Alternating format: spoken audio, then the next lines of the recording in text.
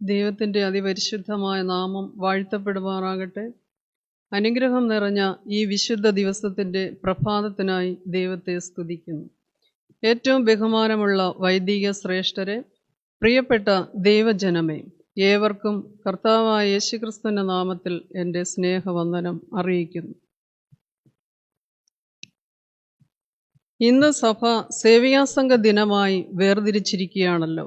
ഈ സേവ്യാസംഘ ദിനത്തിൽ ദൈവവചനവുമായി നിങ്ങളോടൊപ്പമായിരിക്കാൻ ദൈവം അടിയന് ഒരുക്കിയ വലിയ കൃപയ്ക്കായി നന്ദി പറയുന്നു. ഇപ്രകാരം എനിക്ക് അവസരം ഒരുക്കി തന്ന ബഹുമാനമുള്ള മാത്യു കെ മുതലാളി അച്ഛനോടും സേവ്യാസംഘം ചുമതലക്കാരോടുമുള്ള നന്ദിയും സ്നേഹവും പ്രാരംഭത്തിൽ തന്നെ അറിയിക്കുകയും ചെയ്യുന്നു. ഈ സേവ്യാസംഘ ദിനത്തിൽ സഭയായി നിശ്ചയിച്ചിരിക്കുന്ന ചിന്താവിഷയം സ്ത്രീകൾ മാറ്റത്തിന് വഴിയൊരുക്കുന്നവർ എന്നതാണ്. Women change makers. അതിനാധാരമായിട്ടുള്ള വേദവാക്യം വിശുദ്ധ യോഹന്നാൻ എഴുതിയ സുവിശേഷം 4-ാം അധ്യായം 27 മുതൽ 30 വരെയുള്ള വാക്യങ്ങളാകുന്നു. Saint John chapter 4 verses 27-30. ഇതിനിടയിൽ അവൻ്റെ ശിഷ്യന്മാർ വന്നു. അവൻ സ്ത്രീയോട് സംസാരിക്കാൻ ആശ്ചര്യപ്പെട്ടു. എങ്കിലും നീ എന്ത് ചോദിക്കുന്നു, അവളോട് എന്ത് സംസാരിക്കുന്നു എന്ന് ആരും ചോദിച്ചില്ല. അനന്തരം സ്ത്രീ പാത്രം വെച്ചിട്ട് പട്ടണത്തിൽ ചെന്ന് ജനങ്ങളോട്, ഞാൻ ചെയ്തതൊക്കെയും എന്നോട് പറഞ്ഞ ഒരു മനുഷ്യനെ വന്ന് കാൺമീൻ, അവൻ പക്ഷേ ക്രിസ്തു ആയിരിക്കുമോ എന്ന് പറഞ്ഞു. അവർ പട്ടണത്തിൽ നിന്ന് പുറപ്പെട്ട് അവൻ്റെ അടുക്കൽ വന്നു. പ്രാർത്ഥിക്കാം. സ്നേഹവാനായ ദൈവമേ, സ്വർഗീയ പരമപിതാവേ, അനുഗ്രഹം നിറഞ്ഞ ഈ വിശുദ്ധ ദിവസത്തിൻ്റെ പ്രഭാതത്തിനായി ദൈവത്തെ സ്തുതിക്കുന്നു. കർത്താവെ, അടിയങ്ങൾ തിരുവചന ധ്യാനത്തിനായിട്ടൊരുങ്ങുന്നു. വചനം പറയുന്ന അടിയനെ തിരുക്കരങ്ങളിൽ താഴ്ത്തി സമർപ്പിക്കുന്നു. ദൈവമേ, അങ്ങയുടെ കൃപയും അനുഗ്രഹവും ദൈവകൃപയും അടിയനോട് കൂടെ ഇരിക്കണമേ. വചനം പറയുന്ന അടിയനും കേൾക്കുന്നതിൻ്റെ മക്കൾക്കും ജീവിതത്തിൽ ഒരുപോലെ പ്രാവർത്തികമാക്കുവാനും സാക്ഷ്യ ജീവിതം നയിക്കുവാനും അടിയങ്ങളെ ഒരുപോലെ സഹായിക്കണമേ എന്ന് പ്രാർത്ഥിക്കുന്നു. പ്രാർത്ഥന കേട്ടതിനാട് സ്തോത്രം. സകലതും ഞങ്ങൾക്കായി ജീവൻ വച്ച യേശുവിൻ്റെ നാമത്തിൽ താഴ്മയായിട്ട് അപേക്ഷിക്കുന്നു. കൃപയോട് കേൾക്കണമേ. സ്ത്രീകൾ മാറ്റത്തിന് വഴിയൊരുക്കുന്നവർ എന്ന വിഷയം നാം ചിന്തിക്കുമ്പോൾ വേദപുസ്തകത്തിലും അതുപോലെ സമൂഹത്തിലും സഭയിലും കുടുംബങ്ങളിലും അനേക സ്ത്രീകൾ തങ്ങളുടെ പ്രവർത്തികൾ കൊണ്ടും വാക്കുകൾ കൊണ്ടും അനേകമായിട്ടുള്ള പ്രവർത്തികൾ ചെയ്യുവാൻ സാധിച്ചിട്ടുണ്ട്. അല്ലെങ്കിൽ മാറ്റം വരുത്തിയ അനേക സ്ത്രീകളെ കാണുവാനായി നമുക്ക് സാധിക്കും. വേദപുസ്തകത്തിലേക്ക് നാം നോക്കുമ്പോൾ നിശബ്ദരാക്കപ്പെട്ടവർക്ക് വേണ്ടി സംസാരിച്ച ധീര വനിതയായിരുന്നു എസ്തേർ. അതുപോലെ ഇസ്രായേലിലെ ന്യായാധിപയും പ്രവാചകിയുമായിരുന്നു ദെബോര. അത് ന്യായാധിപന്മാരുടെ പുസ്തകം 4-ാം അധ്യായം 1 മുതൽ 10 വരെയുള്ള വാക്യങ്ങൾ വായിക്കുമ്പോൾ നമുക്ക് മനസ്സിലാക്കാൻ സാധിക്കും. അതുപോലെ തന്നെ ഓരോ അഗതിയിലും അനാഥരിലും ആലംബഹീനരിലും ക്രിസ്തുവിനെ കണ്ടെത്തിയ മദർ തെരേസ സ്നേഹം കൊണ്ട് മാറ്റത്തിന് വഴിതെളിച്ചു. അനീതികൾക്കെതിരെ പോരാടിയ മലാല യൂസഫിൻ്റെ വാക്കുകൾ ഇപ്രകാരമായിരുന്നു: ശാന്തരാകുക, എല്ലാവരെയും സ്നേഹിക്കുക. അതുപോലെ ഇന്ത്യയുടെ ആദ്യത്തെ വനിതാ IPS ഓഫീസറാണ് കിരൺ ബേദി. 1990 കിരൺ ബേദി ഇന്ത്യയുടെ ഏറ്റവും വലിയ കാരാഗൃഹമായ തീഹാർ ജയിലിലേക്ക് IG ആയി നിയമിതയായി. കിരൺ ബേദി അവിടെ ചെല്ലുമ്പോൾ 10,000-ത്തിലധികം പുരുഷ തടവുകാരും 300-ലേറെ സ്ത്രീ തടവുകാരുമാണ് ആ ജയിലിൽ ഉണ്ടായിരുന്നത്. ഈ കിരൺ ബേദി അവിടെ ചെന്നതിന് ശേഷം ആ ജയിൽ ഒരു നവീകരണ കേന്ദ്രമാക്കി മാറ്റി. അവിടെ ജയിൽ തുറന്നു, ഒരു സ്കൂളായി. തടവുകാരെ തൊഴിലധിഷ്ഠിത കോഴ്സുകൾ പഠിപ്പിച്ചു. അവർ ജോലി ചെയ്ത് കിട്ടുന്ന പണം സ്വരൂപിക്കുവാനായി അവിടെ ഒരു ബാങ്ക് സ്ഥാപിച്ചു. അതിലുപരിയായി വിപാസന എന്ന ധ്യാനത്തിലൂടെ ആ തടവുകാർ പുതിയ മനുഷ്യരായി തീർന്നു. അപ്പോൾ ആ തടവുകാർക്ക് ആ സമയത്ത് ആ ജയിൽ തങ്ങളുടെ വീട് പോലെ ആയിരുന്നു. വർഷങ്ങളോളം പുരുഷ പോലീസ് മേധാവികൾക്ക് ചെയ്യുവാൻ പറ്റാത്ത കാര്യങ്ങളാണ് ചുരുങ്ങിയ കാലം കൊണ്ട് ഈ കിരൺ ബേദിക്ക് അവിടെ ചെയ്യുവാനായി സാധിച്ചത്. ആ ജയിലിൽ ഒരു മാറ്റം വരുത്തുവാൻ കിരൺ ബേദിക്ക് സാധിച്ചു. 1919 സ്ഥാപിതമായ മാർത്തോമാ സുവിശേഷ സേവ്യ സംഘം ഇന്ന് ഏറ്റവും കെട്ടുറപ്പുള്ള ഒരു ക്രൈസ്തവ വനിതാ പ്രസ്ഥാനമായി മാറിയിരിക്കുകയാണ്. ഈ പ്രസ്ഥാനത്തെ മാറ്റത്തിൻ്റെ ചാലകശക്തിയായി വളർത്തിക്കൊണ്ടുവരുന്നതിൽ അനേക സ്ത്രീരത്നങ്ങൾ നിർണായകമായ പങ്ക് വഹിച്ചിട്ടുണ്ട്. മാറ്റത്തിൻ്റെ ഒരു പ്രവാചക ശബ്ദമായിരുന്നു നമ്മുടെ സഭയിലെ KK ജോർജ് അച്ഛൻ്റെ സഹധർമ്മിണിയായിരുന്ന അന്നമ്മ ജോർജ് കൊച്ചമ്മ. ദൈവശാസ്ത്രത്തിൽ ബിരുദം നേടിയ കൊച്ചമ്മ സ്ത്രീ ശാക്തീകരണത്തിനും അതുപോലെ വിമോചനത്തിനും വരെയും സ്ത്രീക്കും പുരുഷനും സഭയിലും സമൂഹത്തിലും തുല്യ പ്രാധാന്യമുണ്ടെന്ന് പ്രഖ്യാപിക്കുകയും ചെയ്ത കൊച്ചമ്മയായിരുന്നു. സ്ത്രീകൾ മാറ്റത്തിന് വഴിയൊരുക്കുക എന്നതാണല്ലോ നമ്മുടെ ചിന്താവിഷയം. നമുക്ക് എങ്ങനെ മാറ്റത്തിന് വഴിയൊരുക്കാം? ഈ ഭാഗത്ത് നിന്നും 2 ചിന്തകൾ പങ്കുവയ്ക്കുവാനാണ് ഞാൻ ആഗ്രഹിക്കുന്നത്. ഒന്ന്, ഉൾക്കൊള്ളലിൻ്റെ തുറന്ന മനോഭാവത്തിലൂടെ, through the inclusive open mindedness. വിശുദ്ധ യോഹന്നാൻ എഴുതിയ സുവിശേഷം 4-ാം അധ്യായം യേശുവും ശമര്യാക്കാരി സ്ത്രീയുമായുള്ള സംഭാഷണമാണ്. അവൾ യേശുവിനെ ക്രിസ്തുവായി തിരിച്ചറിയുന്നതും യേശുവിനെ കുറിച്ച് സാക്ഷ്യപ്പെടുത്തുന്നതും തൽഫലമായി ആ ഗ്രാമത്തിലുള്ളവർ യേശുവിൽ വിശ്വസിക്കുന്നതുമാണ് ഇന്നത്തെ വേദഭാഗത്തിൻ്റെ ചിന്ത ഉള്ളടക്കം. അപ്പോൾ സുഖാർ എന്ന പട്ടണത്തിൽ, ശമര്യയിൽ പട്ടണത്തിൽ യാക്കോബിൻ്റെ കിണറിനരികെയാണ് യേശുവും ശമര്യാസ്ത്രീയും തമ്മിൽ സംഭാഷണം നടക്കുന്നത്. ശമര്യർ യഹൂദന്മാർക്ക് പുറംജാതിക്കാരായിരുന്നു. ഇവർ തമ്മിൽ യാതൊരു സമ്പർക്കവുമില്ലായിരുന്നു. ഇവർ ബദ്ധ ശത്രുക്കളായിരുന്നു. ഈ സാഹചര്യത്തിലാണ് യേശുവും ശമര്യാക്കാരി സ്ത്രീയുമായി സംഭാഷണം നടക്കുന്നത്.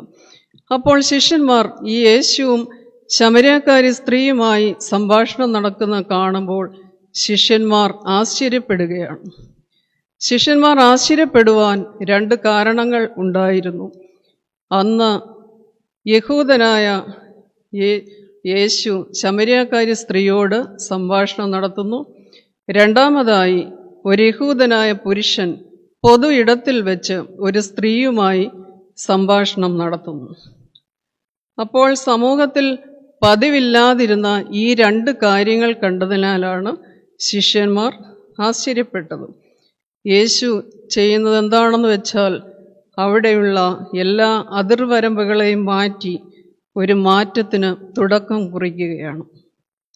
മാത്രമല്ല, ആ സമൂഹത്തിൽ നിലനിന്നിരുന്ന ഭിന്നതകളുടെയും വേർതിരിവിൻ്റെയും വ്യവസ്ഥകളെ മാറ്റി ഒരു രക്ഷയുടെ സാർവത്രികത തുറന്നു കാട്ടുകയാണ്. അപ്പോസ്തലനായ വിശുദ്ധ പൗലോസ് ഗലാത്യർക്ക് എഴുതിയ ലേഖനം 3:28 നാം ഇപ്രകാരം വായിക്കുന്നു: അതിൽ യഹൂദനും യവനനും എന്നില്ല, ദാസനും സ്വതന്ത്രനും എന്നില്ല, ആണും പെണ്ണും എന്നില്ല, നിങ്ങളെല്ലാവരും ക്രിസ്തുവേശുവിൽ ഒന്നത്രേ. നമുക്കുണ്ടാകേണ്ട മനോഭാവം എല്ലാവരെയും ഉൾക്കൊള്ളുന്ന, ഏവരെയും സ്വീകരിക്കുന്ന മനോഭാവമാണ് നമുക്ക് വേണ്ടത്. യഹൂദന്മാർ വിജാതിയർ എന്ന് കരുതി മാറ്റി നിർത്തിയ ഈ ശമര്യരോട്, അല്ലെങ്കിൽ ഈ ശമര്യാക്കാരി സ്ത്രീയോട് യേശു സംസാരിക്കുന്നു, അവളെ ഉൾക്കൊള്ളുന്നു, അവൾക്ക് നിത്യജീവനെ അവകാശമായി കൊടുക്കുന്നു. യേശുക്രിസ്തു ഭൂമിയിലേക്ക് വന്നത് യഹൂദന്മാരുടെ മാത്രം രക്ഷയ്ക്കായിട്ടല്ല, പിന്നെയോ ലോകത്തിലെ സകല ജനതകളുടെയും രക്ഷയ്ക്ക് വേണ്ടിയാണെന്ന് പ്രഖ്യാപിക്കുകയാണ്. മാറ്റത്തിൻ്റെ വാഹകരായി നാം വിളിക്കപ്പെട്ടിരിക്കുന്നു. സ്ത്രീ സമൂഹം എന്ന നിലയ്ക്ക് നമ്മുടെ ഇടയിൽ തന്നെയുള്ള ചില മനോഭാവങ്ങൾക്ക് വീക്ഷണങ്ങൾക്ക് മാറ്റം സംഭവിക്കുമ്പോഴാണ് യഥാർത്ഥ രൂപാന്തരം ഉണ്ടാകുന്നത്. ആരും നമ്മേക്കാൾ വലുതോ ചെറുതോ അല്ല. ക്രിസ്തുയേശുവിൻ്റെ മുൻപിൽ നാം എല്ലാവരും തുല്യരാണെന്നുള്ള ബോധ്യം നമുക്കെപ്പോഴും ഉണ്ടായിരിക്കണം. സ്ത്രീക്കും പുരുഷനും ദൈവസന്നിധിയിൽ തുല്യ പ്രാധാന്യമുണ്ട്. അവസരങ്ങളുടെയും സാധ്യതകളുടെയും ലോകം ഇന്ന് സ്ത്രീകൾക്ക് മുമ്പായി തുറന്നു വച്ചിരിക്കുകയാണ്. ഒരു കാലത്ത് സ്ത്രീകളെ പഠിപ്പിക്കാൻ പാടില്ല, അവരെ ജോലിക്ക് വിടരുത്, അവർക്ക് സ്വാതന്ത്ര്യം നൽകാൻ സാധിക്കില്ല എന്നീ ചിന്താഗതികളൊക്കെ ഉപേക്ഷിച്ചപ്പോഴാണ് വലിയ മാറ്റം ഉണ്ടായത്. അതുകൊണ്ട് മാറ്റങ്ങൾ ഉണ്ടാകണമെങ്കിൽ നമ്മുടെ മനോഭാവങ്ങളിൽ, നമ്മുടെ കാഴ്ചപ്പാടുകളിൽ വ്യത്യാസം അല്ലെങ്കിൽ മാറ്റം ഉണ്ടാകണം. സ്ത്രീയും പുരുഷനും തുല്യരാണെന്നുള്ള ബോധ്യം നമുക്ക് ഉണ്ടാകണം. അതുപോലെ സ്ത്രീകളെയും പുരുഷനെയും പലപ്പോഴും നാം വേർതിരിവ് കാണിച്ച് നമ്മുടെ മനസ്സിൽ നടത്തി കാണാറുണ്ട്. അതുമാത്രമല്ല, നമ്മുടെ മനസ്സിൽ തന്നെ ചിലപ്പോൾ തരംതിരിവ് കാണിച്ച് കണ്ടെന്ന് വന്നേക്കാം. ഒരുപക്ഷെ പണത്തിൻ്റെയോ നിറത്തിൻ്റെയോ മതത്തിൻ്റെയോ പേരിൽ ആയിരിക്കാം. ഇങ്ങനെ അപകടം പിടിച്ച ഇത്തരം വേർതിരിവുകൾക്ക് മാറ്റമുണ്ടായെങ്കിൽ മാത്രമേ നമുക്ക് ഈ സമൂഹത്തിലും ഒരു മാറ്റം ഉണ്ടാക്കുവാൻ സാധിക്കുകയുള്ളൂ. നമ്മുടെ മനോഭാവങ്ങൾക്ക്, കാഴ്ചപ്പാടിനും മാറ്റമുണ്ടാകണം. നാം ഇന്ന് 1-ാം പാഠഭാഗം വായിച്ച സംഖ്യാപുസ്തകം 27-ാം അധ്യായമായിരുന്നു. അവിടെ സെലോഹാഫാദിൻ്റെ 5 പെൺമക്കൾ തങ്ങളുടെ അവകാശങ്ങൾക്ക് വേണ്ടി മോശയോട് സംസാരിക്കുന്നു. അവരുടെ അവകാശങ്ങൾ നിറവേറ്റിക്കൊടുക്കുവാൻ വേണ്ടി ദൈവം മോശയോട് ആവശ്യപ്പെടുകയും ചെയ്യുന്നു. അപ്പോൾ ദൈവം ഇവരുടെ ആവശ്യം നിറവേറ്റിക്കൊടുക്കുവാനായിട്ട് മോശയോട് ആവശ്യപ്പെടുന്നു. സ്ത്രീകളുടെ മനോഭാവത്തിന് മാറ്റം വരുത്തുന്ന ഇസ്രായേൽ ജനതയെയും അതിന് അവരെ പ്രേരിപ്പിക്കുന്ന യഹോവയായ ദൈവത്തെയുമാണ് ഇവിടെ കാണുന്നത്. യേശുക്രിസ്തു ശമരിയ സ്ത്രീയുടെ മനോഭാവത്തെയും കാഴ്ചപ്പാടുകളെയും ജീവിതത്തെ മുഴുവനായി രൂപാന്തരപ്പെടുത്തി. ഈ രൂപാന്തരം, ആ മാറ്റം ഒരു സമൂഹത്തിൻ്റെ മാറ്റത്തിന് തുടക്കം കുറിക്കുന്നു. അതുകൊണ്ട് മാറ്റത്തിൻ്റെ വാഹകരായി തീരുവാൻ, നമ്മുടെ മനോഭാവങ്ങളെ തിരുത്തി മുമ്പോട്ട് ജീവിക്കുവാൻ ദൈവമേ, എന്നിൽ ആദ്യം ഒരു മാറ്റം വരുത്തണമേ എന്ന് നമുക്ക് പ്രാർത്ഥിക്കാം. രണ്ടാമതായി, രക്ഷാ അനുഭവം പങ്കുവയ്ക്കുന്നതിലൂടെ, ത്രൂ ഷെയറിംഗ് സാൽവേഷൻ എക്സ്പീരിയൻസ്. ശമരിയക്കാരി സ്ത്രീയുമായുള്ള സംഭാഷണത്തിൽ അവൾ രഹസ്യമാക്കി വയ്ക്കുവാൻ ശ്രമിച്ച ജീവിത യാഥാർത്ഥ്യങ്ങൾ യേശു വെളിപ്പെടുത്തുമ്പോൾ അവളെ മാത്രമല്ല, യേശുവിൽ തൻ്റെ രക്ഷകനെ കണ്ടെത്തുകയാണ്. ഒരു ഗ്രാമത്തെ മുഴുവൻ അവൾ തൻ്റെ സാക്ഷ്യത്തിലൂടെ യേശുവിലേക്ക് നയിക്കുകയും യേശുവിനെ അവളുടെ ഗ്രാമവാസികൾ ക്ഷണിക്കുകയും ചെയ്തു. ഈ മാറ്റത്തിന് വഴിവിളക്കായത് ആ സ്ത്രീയുടെ സാക്ഷ്യവും പ്രതികരണവുമാണ്. യേശുവിനെ കുറിച്ചുള്ള അവളുടെ തിരിച്ചറിവ് അവളെ ഒരു പുതിയ സൃഷ്ടിയാക്കി മാറ്റി, അതോടൊപ്പം തന്നെ ഒരു മിഷണറിയാക്കി തീർക്കുകയും ചെയ്തു. ഈ മാറ്റം പങ്കുവയ്ക്കാൻ പോകുന്നത് അവളുടെ സ്വന്തം ഗ്രാമത്തിലേക്കാണ്. അവളിലൂടെ ഒരു സമൂഹം മാറ്റത്തിന് വിധേയപ്പെടുന്നു. നമ്മുടെ ജീവിതവും സാക്ഷ്യവും നമുക്ക് ലഭിച്ച നന്മയും സന്തോഷവും മറ്റുള്ളവർക്കായി പങ്കുവയ്ക്കുമ്പോഴാണ് മാറ്റത്തിന് കാരണമായി തീരുന്നത്. ഡോക്ടർ ഐഡ സോഫിയ സ്കഡർ, ഈ പേര് നമുക്ക് ഏവർക്കും പരിചിതമാണ്. വെല്ലൂർ ക്രിസ്ത്യൻ മെഡിക്കൽ കോളേജിൻ്റെ സ്ഥാപക. ഈ വനിതയിലൂടെയാണ് ഈ വെല്ലൂർ ക്രിസ്ത്യൻ മെഡിക്കൽ കോളേജ് സ്ഥാപിക്കുവാൻ ഇടയായത്. ഇന്ത്യയിൽ മിഷണറി ആയിരുന്ന ഡോക്ടർ ജോൺ സ്കഡറിൻ്റെയും സോഫിയ ദമ്പതികളുടെയും മകളായിരുന്നു ഐഡ. ഐഡ മാതാപിതാക്കളോടൊപ്പം ഇന്ത്യയിൽ താമസിച്ചിരുന്ന സമയത്ത് അവിടെയുണ്ടായ ഒരു സംഭവമാണ് ഈ വനിതയെ ഒരു ഡോക്ടറാക്കുവാനായി പ്രേരിപ്പിച്ചത്. ആ സ്ഥലത്ത് ഒരു ലേഡി ഡോക്ടർ ഇല്ലാതിരുന്നതിനാൽ പ്രസവാനന്തരം 3 സ്ത്രീകളാണ് മരണപ്പെട്ടത്. ഇത് ഐഡയെ വല്ലാതെ വേദനിപ്പിച്ചു. അപ്പോൾ ഐഡ തൻ്റെ സ്വന്തം ജന്മനാടായ അമേരിക്കയിലേക്ക് കടന്നു പോവുകയും അവിടെ ചെന്ന് മെഡിസിൻ പഠനം പൂർത്തിയാക്കി ഇന്ത്യയിലേക്ക് തിരിച്ചു വരികയും സ്ത്രീകളുടെ ഉന്നമനത്തിനും അവരുടെ ആരോഗ്യ അഭിവൃദ്ധിക്കും വേണ്ടി ആവോളം യത്നിക്കുകയും പ്രവർത്തിക്കുകയും ചെയ്തു. അതിൻ്റെ ഫലമായിട്ടാണ് ഇന്ന് നാം കാണുന്ന വെല്ലൂർ ക്രിസ്ത്യൻ മെഡിക്കൽ കോളേജ് സ്ഥാപിക്കുവാൻ ഇടയായത്. ഡോക്ടർ ഐഡ തനിക്ക് ലഭിച്ച അനുഗ്രഹത്തെ പങ്കിട്ടത് വഴി ഇന്നും ഒരു രാജ്യം മുഴുവൻ ഡോക്ടർ ഐഡയോട് നന്ദിയുള്ളവർ ആയിത്തീർന്നു. ദിനം പ്രതി ആയിരക്കണക്കിന് ആളുകളാണ് ആ ഹോസ്പിറ്റലിൽ വന്ന് സൗഖ്യം പ്രാപിച്ച് ദൈവത്തെ മഹത്വപ്പെടുത്തി മടങ്ങിപ്പോകുന്നത്. ഡോക്ടർ ഐഡയുടെ പ്രവർത്തനം മൂലം ഭാരത സമൂഹത്തിലെ സ്ത്രീകൾക്ക് അവരുടെ ചിന്താഗതികൾക്ക്, അവരുടെ മനോഭാവങ്ങൾക്ക്, അവസ്ഥകൾക്ക് മാറ്റം സംഭവിക്കുകയാണ്. ഡോക്ടർ ഐഡ തൻ്റെ ജീവിതത്തിലെ നന്മ പങ്കിടുവാൻ തയ്യാറായപ്പോൾ ഇത്തരം മാറ്റം ഉണ്ടാവുകയാണ്. ശമരിയ സ്ത്രീയുടെ ജീവിതത്തിലേക്ക് നോക്കുമ്പോൾ ക്രിസ്തുവിനെ കണ്ടെത്തിക്കഴിഞ്ഞ് അവൾ നിത്യജീവന്റെ സന്ദേശം തൻ്റെ ഗ്രാമത്തിലുള്ള ആളുകളെ അറിയിക്കുന്നു. അതുവഴി ക്രിസ്തുവിനെ അവരിലേക്ക് എത്തിക്കുവാൻ സാധിക്കുന്നു. ഇനിയും നമ്മുടെ കുടുംബങ്ങളിലേക്ക് നോക്കുകയാണെങ്കിൽ കുടുംബങ്ങളിൽ മാറ്റം വരുത്തുവാൻ ഒരു സ്ത്രീക്ക് അല്ലെങ്കിൽ ഒരു അമ്മയ്ക്ക് കഴിയും. അമ്മ ഭരിക്കേണ്ടവളല്ല. അപ്പനെ കീഴ്പ്പെടുത്തി ഭരിക്കുന്നത് ആൺകുട്ടികൾക്കും പെൺകുട്ടികൾക്കും അനുകരണീയമായ മാതൃക നൽകുന്നില്ല. അമ്മ ആർദ്ര സ്നേഹത്തോടെ വഴങ്ങേണ്ടവൾ ആണ്. മാതാപിതാക്കൾ തമ്മിലുള്ള ബന്ധം കുഞ്ഞുങ്ങളെ ബാധിക്കും. ഒരു പുരുഷനെ വളർത്തുവാനും തച്ചുടയ്ക്കുവാനും ഒരു സ്ത്രീക്ക് സാധിക്കും. A woman can make a man or break a man. കുടുംബം പറുദീസയൊക്കെ മാറ്റുവാൻ ഒരു അമ്മയ്ക്ക് കഴിയും. മാതാവാണ് കുടുംബത്തിൽ കൂടുതൽ ആദരവും ബഹുമതിയും പിടിച്ചു പറ്റുന്ന വ്യക്തി. മക്കൾക്ക് വേണ്ടുന്ന ശിക്ഷണവും തിരുത്തലും നൽകണം. ബാഹ്യ സൗന്ദര്യത്തിലുപരി അമ്മയുടെ വ്യക്തിത്വമാണ് ഏറ്റവും വലുത്. ജീവിതകാലം മുഴുവൻ വളർത്തിയെടുക്കേണ്ടതാണിവ. ഈ മാറ്റം ഉണ്ടാകുന്നത് ക്രിസ്തുവുമായുള്ള ബന്ധത്തിലൂടെയാണ്.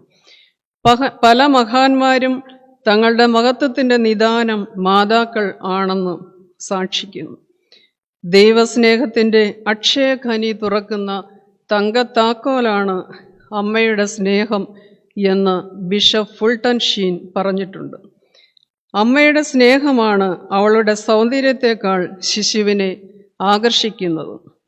ഇന്ന് ഞാനായിരിക്കുന്ന എല്ലാറ്റിനും ഇനി എന്തായിത്തീരും എന്ന് പ്രതീക്ഷിക്കുന്ന സർവത്തിനും മാലാഖ തുല്യമായ എൻ്റെ അമ്മയോട് ഞാൻ കടപ്പെട്ടിരിക്കുന്നു. ഇത് എബ്രഹാം ലിങ്കന്റെ വാക്കുകളാണ്. ഒരിടത്ത് പാവപ്പെട്ട വിധവയായ ഒരു അമ്മ ഉണ്ടായിരുന്നു. ആ അമ്മയ്ക്ക് 5 മക്കളായിരുന്നു. ഈ അമ്മ ഈ 5 മക്കളെയും ഉന്നതരും ഉത്തമരുമാക്കി വളർത്തിയെടുത്തു. അപ്പോൾ ആ അമ്മയോട് ചോദിച്ചു, ഇങ്ങനെ ഈ മക്കളെ ഉന്നതരും ഉത്തമരുമൊക്കെയാക്കി വളർത്തിയതിൻ്റെ രഹസ്യം എന്താണ്? അപ്പോൾ ആ അമ്മ ഇപ്രകാരം മറുപടി പറഞ്ഞു, രഹസ്യമൊന്നുമില്ല. ഞാൻ അവരെ 3 കാര്യങ്ങൾ പഠിപ്പിച്ചു. 1, നന്നായി പ്രാർത്ഥിക്കാൻ പഠിപ്പിച്ചു. നന്നായി അധ്വാനിക്കാൻ പഠിപ്പിച്ചു. സത്യസന്ധരായി ജീവിക്കാൻ പഠിപ്പിച്ചു.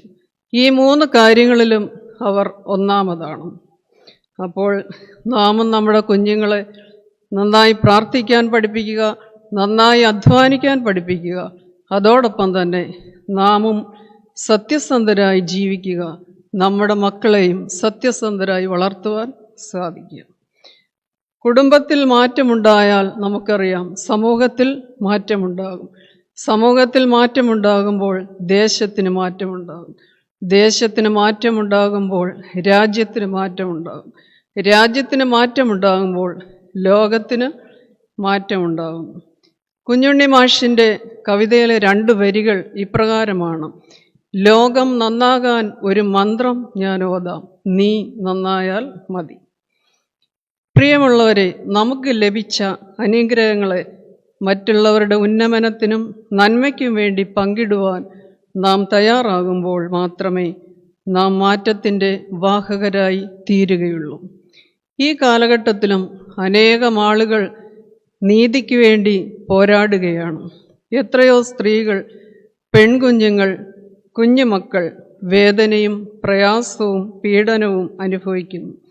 ജാതിയുടെയും മതത്തിൻ്റെയും നിറത്തിൻ്റെയും പേരിൽ എത്രയോ ആളുകൾ പീഡിപ്പിക്കപ്പെടുന്നു. ഈ അവസ്ഥയ്ക്ക് മാറ്റം ഉണ്ടാകണമെങ്കിൽ എന്തു ചെയ്യാൻ നമുക്ക് സാധിക്കും?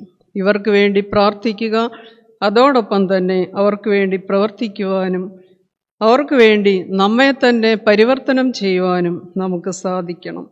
അതായത് മാറ്റത്തിൻ്റെ വാഹകരായി തീരണമെങ്കിൽ 2 ചിന്തകളാണല്ലോ ഞാൻ പങ്കിട്ടത്.